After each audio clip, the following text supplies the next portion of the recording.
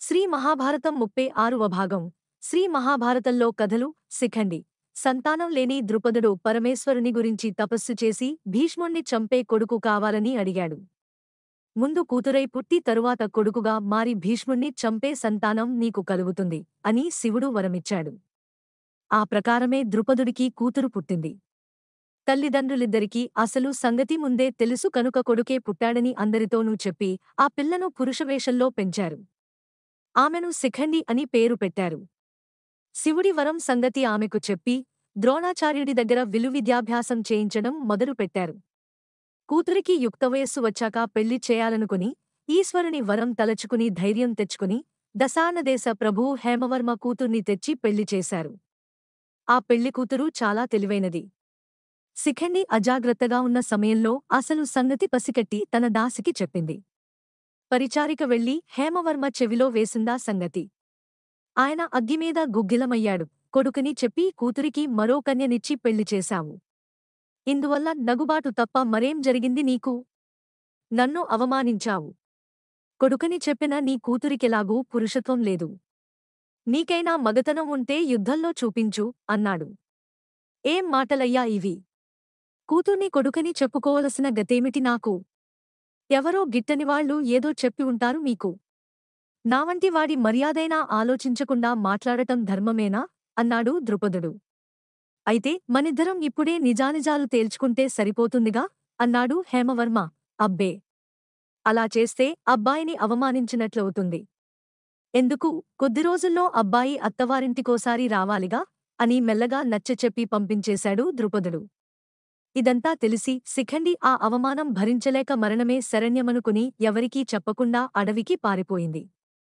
అక్కడున్న యక్షుడొకడు ఆ అమ్మాయి ఆత్మహత్యా ప్రయత్నాలను గమనించి, అమ్మాయి! ఏమిటి చావు ప్రయత్నం? నీ బాధేమిటో చెప్పు, నేను తీరుస్తాను అన్నాడు. నా బాధ భగవంతుడు తీర్చాల్సిందే అంది శిఖండి విలపిస్తూ.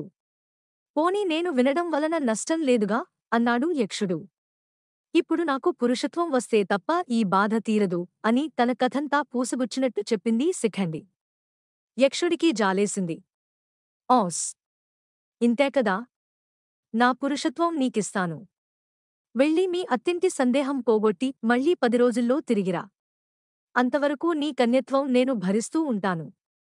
నువ్వొచ్చాక నా పురుషత్వం నాకిచ్చేదువుగాని అని శిఖండిని ఓదార్చి ఆమెకు తన పురుషత్వాన్ని ఇచ్చాడు యక్షుడు. శిఖండి ఇంటికి వెళ్లి జరిగిన సంగతి తల్లిదండ్రులకి చెప్పేసరికి వాళ్లు బ్రహ్మానందపడిపోయారు. తక్షణం ద్రుపదుడు హేమవర్మను పిలిపించి శిఖండి పురుషుడనే సంగతి రుజువు చేశాడు. హేమవర్మ తన తొందరపాటుకి సిగ్గుపడ్డాడు. 10 రోజులయ్యాక యక్షుడికిచ్చిన మాట ప్రకారం శిఖండి అరణ్యానికి తిరిగి వచ్చాడు. మహాత్మా! నా పరువు దక్కించావు. నీ పురుషత్వం నువ్వు తీసుకో అన్నాడు. నాయనా! నువ్వు అదృష్టవంతుడివి. ఇక నువ్వు నీ జీవితాంతం ఇలా పురుషుడుగానే ఉంటావు.